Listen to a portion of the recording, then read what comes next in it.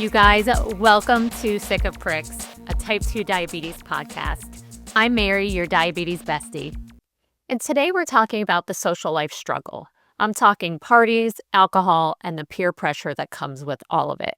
Because let's be real, managing type 2 diabetes is one thing at home when it's just you and your refrigerator, but it's a whole different game when there's beer, birthday cakes, or buffet tables involved. We're talking about that push-pull between wanting to take care of your body and not wanting to feel like the weirdo in the corner with a salad and a bottle of water. The struggle is real, but honestly, so is the solution, and that's what we're breaking down today. You know that feeling when someone offers you a drink or a dessert and you say no thanks, and suddenly the whole table freezes like you just insulted their grandmother's famous lasagna recipe? That right there is social pressure in action. But really, it's not about you. When you make a different choice, it reminds people of their choices. So they defend it. You deserve to live a little, just have one cookie.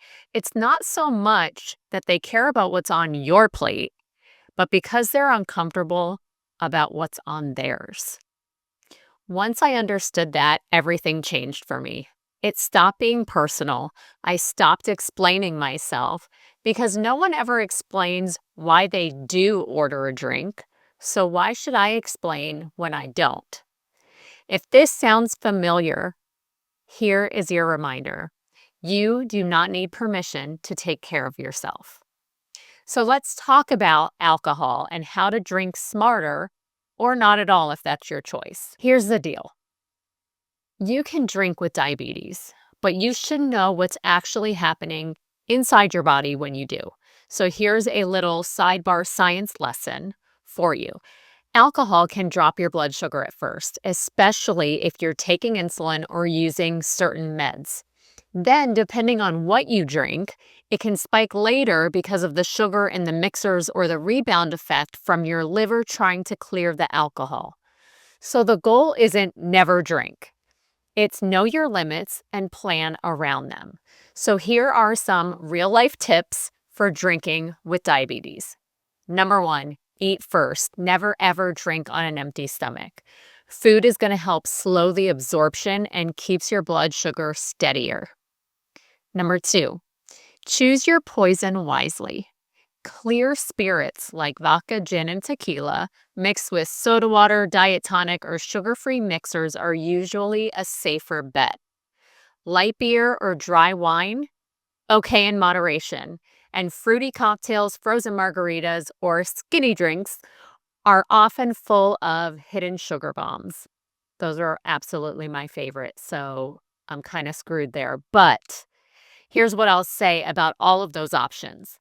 We are all going to react differently. So it is so important to check how each of these drinks and combinations works for you, your body, and your blood sugars.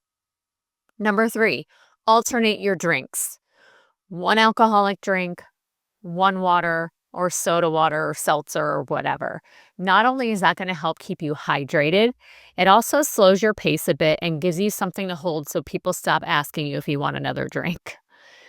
Like I said before, check your blood sugar. You're going to want to check it before you go to bed and in the morning to see how your alcohol consumption affected your body. Alcohol can definitely mess with your readings overnight. You also need a backup plan. Keep a snack nearby if you do go low so that you have it on hand and don't need to go searching and you don't panic. And if you wear CGM, keep your alerts on so that you are aware if your blood sugar plummets. Now that we've covered alcohol, let's talk about food, because we know most social events revolve around food, so we need a game plan that works for us. You can't expect to show up to Thanksgiving, a wedding, the office potluck, and expect kale and quinoa to be waiting for you. So let's talk strategy instead of perfection. Here are some practical tips for eating out or attending events. Actually, before I get to the tips and all of that, I tell the women of the sisterhood that you have 3 choices when you go out, when you go to a party, when you have a special event. You are grown, you have a choice. Number 1, you can continue following your way of eating, following your plan to a T. That is your choice. Number 2, you can say, I'm going to be mindful. I'm going to treat myself, but I'm going to watch my portions. I'm going to pack up half of it. I'm going to give myself permission to have something that isn't in the norm, but I'm going to be aware of it. And option number 3 is you don't really care and you're going to go big and you're going to eat whatever the heck you want. Those are 3 very real choices. So you have to decide going into the event what your plan is. Now, can plans change? Absolutely. But I would highly suggest you go in with one of those tactics in mind so that you are prepared for what you see in front of you at whatever event that you're at. So, okay, now that we've gotten that out of the way, let's talk practical tips. Number 1, before you go to the event, make sure you eat something, preferably with protein, a Greek yogurt, a handful of cashews or walnuts, something that is going to keep you steady.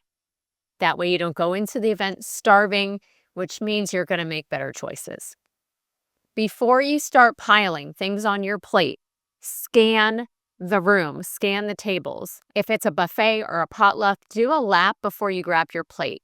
Pick the things that you actually want, not things that are just impulse or habit. Try to fill half your plate with protein and veggies. I know, so practical.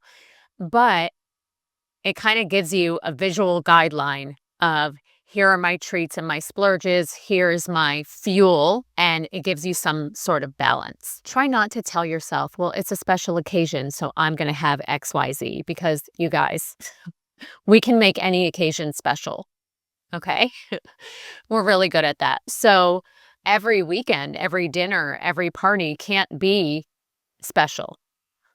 Okay, so we can't use that excuse over and over again, like, oh, it's a special event, so I'm going to eat whatever I want. Save the splurges for the ones that actually mean something, like your best friend's wedding, not a random Taco Tuesday. If you're going to a potluck or someone's house for dinner, ask if you can bring something.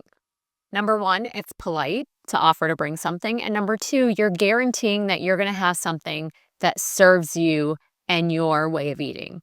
Okay, you will thank yourself later for that. And the last one, don't skip meals to save up for later. I know it's tempting because you're like, oh, I'm going to eat so many calories later, or so many carbs later. I'm going to just fast all day. Usually that backfires because you end up overeating, your sugar is going to spike harder, and then you're going to feel even worse. Now I want to talk about those people in your life, the ones who say, come on, live a little. You know who I'm talking about. They mean well, but they can be relentless. Here's what's worked for me and others in the Sugar Mama Strong community. Use humor to deflect. Blame the data. My blood sugar said no. And I don't argue with science, right? If my blood sugar is high already, I'm not going to go have something that's going to spike it even more. For me, that's just asking to feel miserable, and I'm not about it. Change the subject. I'm good, thanks. Oh, hey, have you tried the guac? It's delicious. Change the subject. You don't need a whole explanation for what's on your plate or what's not on your plate. And then own your choice confidently. The more confident you sound, the less room there is for debate. And if someone still pushes after that, that's not a friend. That's a food pusher with boundary issues.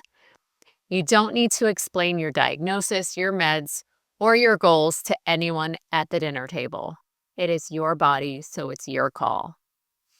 Now let's look at the bigger picture here, because social stuff doesn't just happen on the weekend. It shows up on vacations, holidays, work trips, date nights.